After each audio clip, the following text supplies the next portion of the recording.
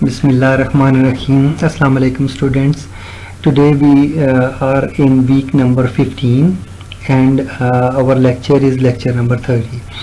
And in this lecture we are going to study disk scheduling. So students, disk scheduling is not CPU scheduling.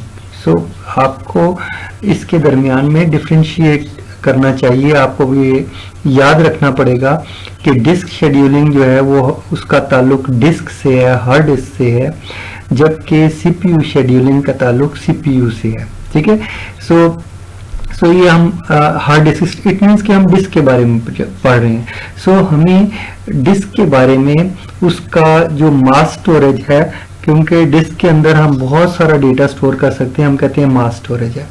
उसके अंदर disc का structure भी हमें मालूम होना चाहिए एंड देन फिर हम उसकी शेड्यूलिंग की बात करेंगे। सो स्टूडेंट्स, पहले हम ये बात करेंगे कि डिस्क का स्ट्रक्चर कैसा है। ओके, सो पहले डिस्क के स्ट्रक्चर की बात करते हैं। नाउ सॉरी स्टूडेंट्स, हमारा जो डिस्क का स्ट्रक्चर है उसकी हम बात कर रहे हैं। ठीक है, और डिस्क का स्ट्रक्चर इस तरह से होता है कि हमारी जो डिस्क है वो हार्ड डिस्क जो है, हमने ये पहले भी डिस्कस किया हुआ है कि हार्ड डिस्क जो है वो ब्लॉक्स के अंदर डिवाइड हुई होती है, और ब्लॉक जो है वो बेसिकली लॉजिकल यूनिट होता है। हम कहते हैं कि इतने किलोबाइट्स का एक ब्लॉक है, से हम कह देते हैं कि 4 किलोबाइट का एक ब्लॉक है, जो नॉर्मली हमने डिस्कस किया हुआ है। सो मेमोरी के अंदर हम ये चीजें डिस्कस कर चुके हैं कि ब्लॉक का साइज क्या होता है एंड सो ऑन।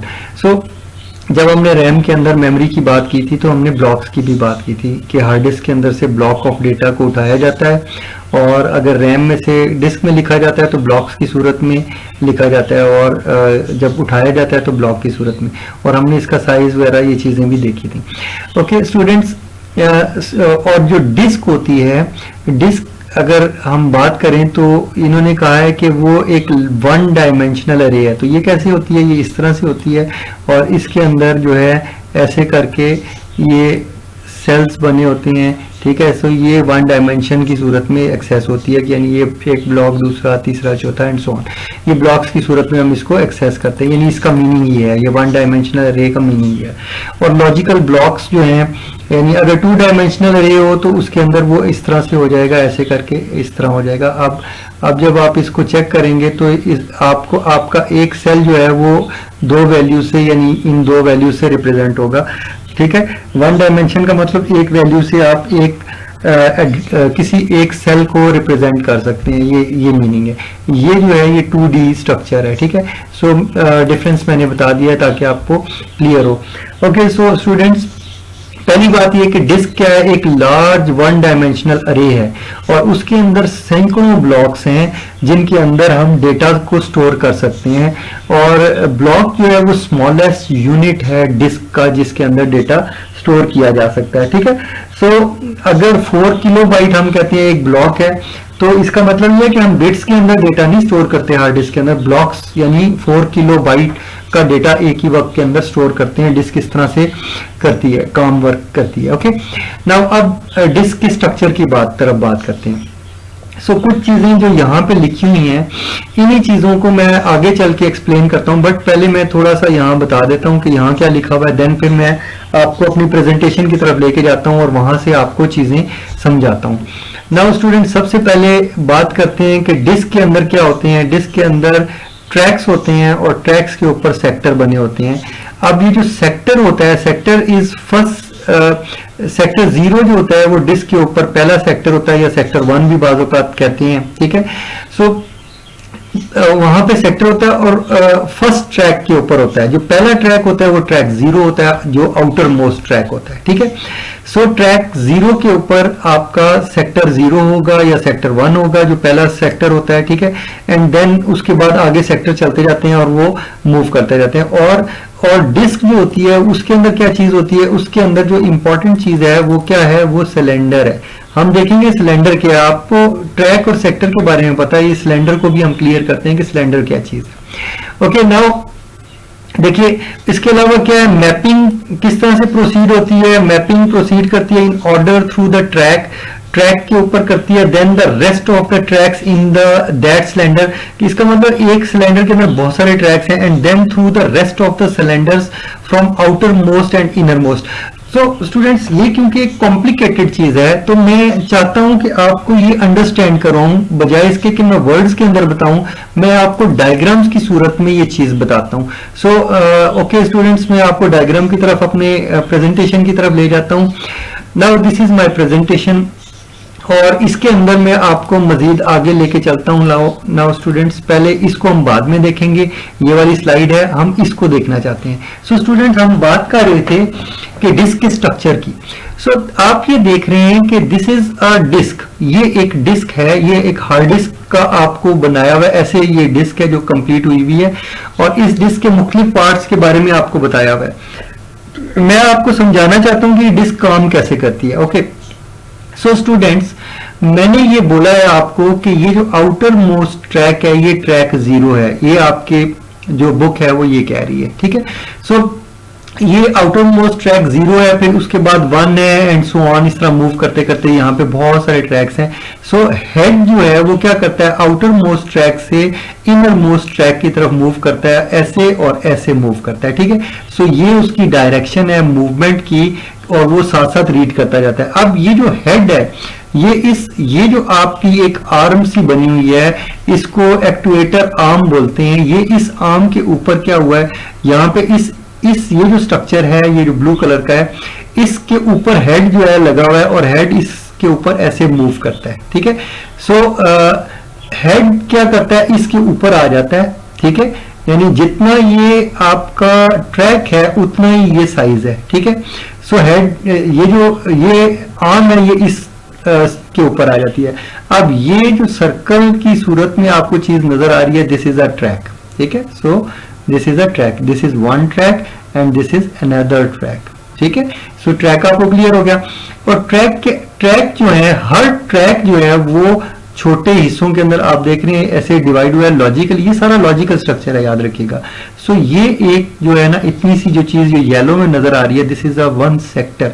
और इस सेक्टर को अगर मैं सीधे में लिख लूं तो हेड क्या कर रहा है, हेड इस सेक्टर के ऊपर ऐसे मूव करता है, यानी इसके ऊपर ऐसे मूव करता है, मींस इसके ऊपर, यानी ये जो इस सेक्टर के अंदर कोई भी एक जो यूनिट है जहां पे डेटा स्टोर कर रहे वो इस शक्ल में है। यानी हेड क्या करता है, इसको मैग्नेटाइज करता है, जहां वो मैग्नेटाइज करता है वहां 1 स्टोर हो जाता है, बाकी सारी डिस्क जो है वो डीमैग्नेटाइज है, यानी 0 स्टोर हुआ है डिस्क के ऊपर, 0 फिल हुई है। ओके, सो इस तरह से आपकी डिस्क काम करती है और डेटा यहां स्टोर होता जाता है। अब प्रॉब्लम क्या है, प्रॉब्लम ये है कि हम ये चाहते हैं कि ये जो डिस्क है ये इसके ऊपर से डेटा को रीड करे, ठीक है।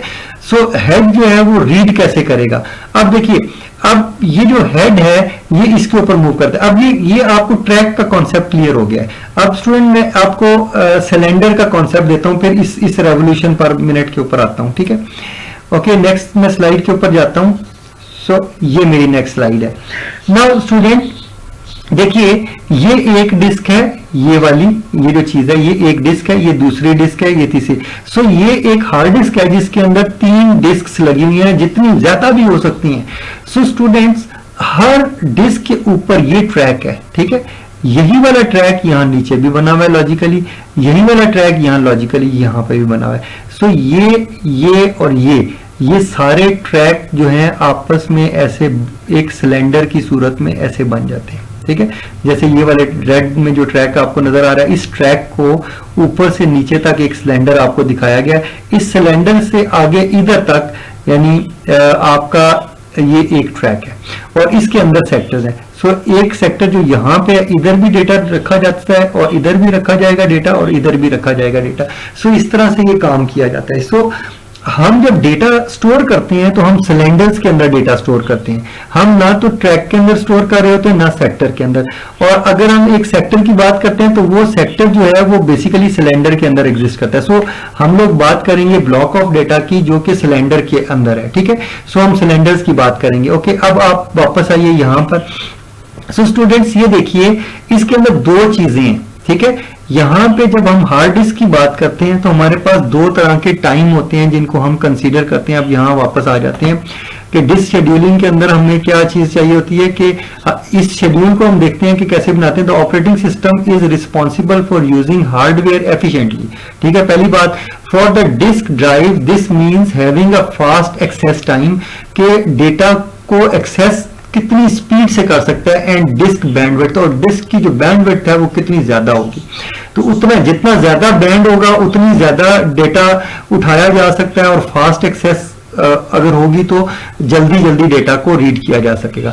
ओके, अब ये जो एक्सेस टाइम है इसके दो मेजर कंपोनेंट हैं। ठीक है, हम इस एक्सेस टाइम की बात करते हैं, ये वाली की। ठीक है, इस बैंडविड्थ की नहीं बात कर रहे, फिलहाल एक्सेस टाइम की बात करें। इस एक्सेस, अगर मेरी डेटा को, किसी भी डेटा को ब्लॉक के ऊपर एक्सेस करना है तो दो चीजें हैं। नंबर वन सीक टाइम है, ये क्या चीज होती है, और नंबर टू होती है rotational latency. Okay students, seek time क्या है? Is a time for disk arm to move the head को मूव करे to the cylinder containing the desired sector. Okay, so ये इसका क्या मीनिंग है, ये सीक टाइम कहां पे यूज हो रहा है। और rotational latency is the additional time waiting for the disk to rotate the desired sector to the disk head. So इन दोनों चीजों को स्टूडेंट्स हम जल्दी से देखते हैं कि ये क्या चीज है।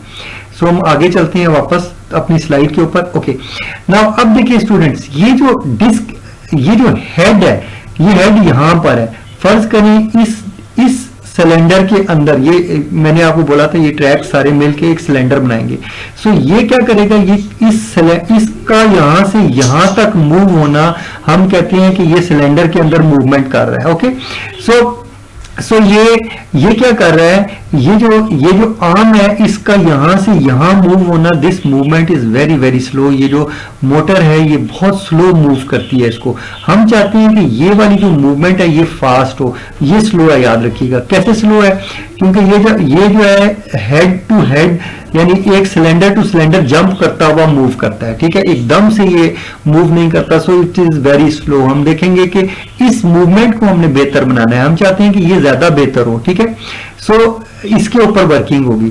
सो यहां से यहां पर इस, यानी करंट पोजीशन से, हेड की करंट पोजीशन से डिजायर्ड सिलेंडर के ऊपर आने को हम बोलते हैं कि ये क्या है, ये सीक टाइम है। ठीक है, जितना टाइम इसको इधर से इधर मूव होने में लगेगा, यहां से यहां तक मूव होने में लगेगा, इसको हम बोलेंगे सीक टाइम। ठीक है, ओके, फिर उसके बाद क्या होगा, ये हेड तो यहां पर यहां से यहां आ गया, लेकिन सपोज हम करते हैं कि जो हमारा डेटा पड़ा हुआ है वो इस जगह पे, कोई किसी जगह पड़ा हुआ है, इस जगह पे। ओके, सो मैं बता रहा हूं, जहां पे मैं इंडिकेट कर रहा हूं यहां पे डेटा है। सो ये अब क्या होगा, अब ये हेड तो यहां पहुंच चुका है, लेकिन ये वाला सेक्टर है, ये यहां से मूव होते होते यहां तक आएगा। सो ये सेक्टर, ये क्या हो रहा है, ये डिस्क जो है ये रिवॉल्व कर रही है ऐसे। सो जब ये डिस्क रिवॉल्व करके इधर नीचे आएगी तो ये जब यहां मूव करेगा तो ये इधर नीचे आएगा और ये इसको रीड कर लेगा। ठीक है, अब ये जो इधर से रिवॉल्व करके इधर आना, इसको बोलते हैं रोटेशनल लेटेंसी। यहां से रोटेट होके, डिस्क के रोटेट होने से जितना टाइम जाया होता है, हेड अपनी लोकेशन पे आ चुका है, हेड अपने डिजायर्ड सिलेंडर पे आ चुका है, और उसके बाद डिस्क के रोटेट हो इतनी देर लगने में कि डिजायर्ड सेक्टर जो है हेड के नीचे आ जाए। सो इसको बोलते हैं रोटेशनल लेटेंसी। अब देखते हैं कि रोटेशनल लेटेंसी में कितना टाइम लगेगा। सो स्टूडेंट्स, हमें ये पता है कि मैं आपको एग्जांपल के तौर पे बता रहा हूं, हो सकता है डिस्क इससे भी ज्यादा फास्ट अब बन गई हो। सो विद टाइम जो है डिस्क बेहतर होती जा रही है। मैं कहता हूं कि डिस्क जो है वो मूव कर रही है 7200 आरपीएम से, यानी रेवोल्यूशन पर मिनट, यानी ये 1 मिनट के अंदर 7200 चक्कर लगाती है। इसका मतलब क्या है, इसका मतलब ये है कि 7200 को मैं 60 से डिवाइड करके मैं इसको सेकंड में ले जाता हूं, तो वो कितनी चक्कर लगा रही है, 120 राउंड लगा रही है इसके अंदर 1 सेकंड के अंदर। So it is very fast. ठीक है, सो इसका मतलब ये है कि ये जब डिस्क इधर से इधर मूव करेगी, ये जो सेक्टर को मूव करेगा ये बड़ा फास्ट होगा। सो रोटेशनल लेटेंसी से फर्क पड़ता ही कोई नहीं है डिस्क को फर्क किससे पड़ता है कि ये जो हेड है ये डिजायर्ड जो सिलेंडर है उसके ऊपर मूव कितनी देर से करेगा। सो सीक टाइम जो होता है वो बड़ा इंपॉर्टेंट है। सो हम सीक टाइम के ऊपर वर्किंग करेंगे और सीक टाइम के हिसाब से ही बताएंगे, क्योंकि ये स्लो है। ठीक है, सो स्टूडेंट्स हम इसके हिसाब से बात करेंगे। नाउ अब देखिए, ये आप डिस्क के आर्किटेक्चर और डिस्क के स्ट्रक्चर को समझ चुके हैं और वर्किंग समझ चुके हैं कि डिस्क कैसे काम करती है, और डिस्क के सिलेंडर को समझ चुके हैं। मैंने यहाँ पे सिलेंडर का भी आपको कॉन्सेप्ट दे दिया हुआ है, ठीक है। सो अब हम आगे नेक्स्ट इसके आगे चलते हैं और हम ये देखते हैं कि हमारे जो एल्गोरिदम्स हैं वो किस तरह काम करते हैं। ओके, सो हम अपने लेसन पे वापस आते हैं और अपने लेसन को देखते हैं। सो स्टूडेंट्स, हमारा ये लेसन था, हम अपने लेसन के ऊपर वापस आ जाते हैं और अपने लेसन के ऊपर डिस्क स्ट्रक्चर, ये जो चीजें हैं, अब आपको होपफुली जो डिस्क का स्ट्रक्चर है वो क्लियर हो गया। अब हम बात करते हैं स्टूडेंट डिस्क की शेड्यूलिंग की, ठीक है। सो हम ये चीज बात करेंगे। ओके, नाउ सॉरी, एक चीज और मेरी रह गई and I want to clear it. So student, हमने ये बात की थी, यहाँ पर हमने डिस्क की बैंडविड्थ की बात की थी, ठीक है। सो मैं बैंडविड्थ की बात करता हूँ। ये सीक टाइम और सीक टाइम जो है वो approximately equal to seek distance है, ठीक है। सो ये डिस्टेंस है जो हम बताते हैं, हम कहते हैं कितने ब्लॉक्स कवर किए हम इस नंबर ऑफ ब्लॉक्स की सूरत में, कितने सिलेंडर्स के ऊपर जंप कर रहा है, हम उतने सिलेंडर्स को हम कहते हैं इतना डिस्टेंस है, ठीक है। सो इस तरह से रफली हम कैलकुलेट करते हैं और हमें पता है कि एक सिलेंडर से दूसरे सिलेंडर का डिस्टेंस कितना है। वो टाइम को जब हम जो वैल्यू है उससे मल्टीप्लाई करेंगे तो हमारे पास ये टाइम आ जाएगा कि कितने टाइम में वहां से वहां तक मूव करेगा, यानी करंट लोकेशन से डिजायर्ड लोकेशन तक वो कितनी देर में मूव करेगा, या जितने ब्लॉक्स हैं यानी उन सारे ब्लॉक्स को रीड करने में उसको कितना टाइम लगा है डिस्क को। ओके, नाउ अब बात करते हैं स्टूडेंट, बैंडविड्थ क्या होती है। इस डिस्क की बैंडविड्थ किस चीज को कहेंगे? हम कहते हैं कि total number of bytes transferred, कितने बाइट्स जो हैं डिस्क ने ट्रांसफर किए हैं, divided by total time between the first request of service and the completion of last transfer. So जो चीज हम कैलकुलेट करेंगे, जो फाइनल वैल्यू होगी, वो वाली वैल्यू यहां पर ये वाली चीज है, ठीक है।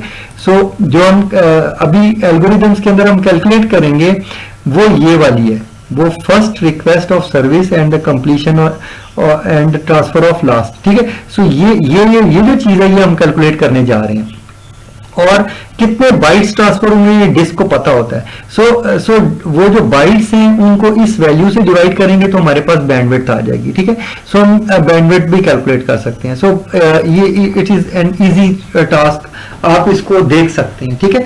नाउ अब स्टूडेंट्स देखिए, अब हम जो है जो एल्गोरिदम्स हैं उनके ऊपर हम देखते हैं कि हमारी जो डिस्क की शेड्यूलिंग है वो ऐसी शेड्यूलिंग हो कि बेस्ट हो, हमारा जो टाइम है वो कम वेस्ट हो और बेहतरीन किस्म के रिजल्ट्स हमारे पास आए और हमारा काम अच्छा हो। ओके, नाउ स्टूडेंट्स, हम वापस अपनी इस डिस्क के ऊपर आते हैं और डिस्क शेड्यूलिंग के बारे में पढ़ते हैं।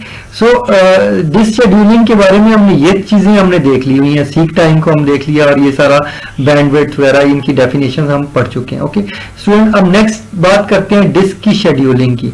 सो शेड्यूलिंग के अंदर हम क्या करेंगे कि several algorithms exist to schedule the servicing of disk IO request. जब इनपुट आउटपुट की रिक्वेस्ट आती है कि फलाने फलाने सिलेंडर के फलाने फलाने ब्लॉक को रीड करो, तो डिस्क क्या करती है, डिस्क उन के अंदर एल्गोरिदम है जो डिफरेंट तरीके से काम करते हैं और वो कोशिश ये करते हैं कि जो आपका जो हेड मूवमेंट है वो कम से कम हो। जितनी हेड मूवमेंट कम होगी उतनी ही जल्दी डेटा जो है वो आपके कंप्यूटर को मिल जाएगा, आपके सीपीयू को ट्रांसफर हो जाएगा। सो हमें चाहिए कि इन एल्गोरिदम को इम्प्रूव करने की जरूरत है। सो हम देखते हैं कि डिफरेंट एल्गोरिदम किस तरह से काम करते हैं।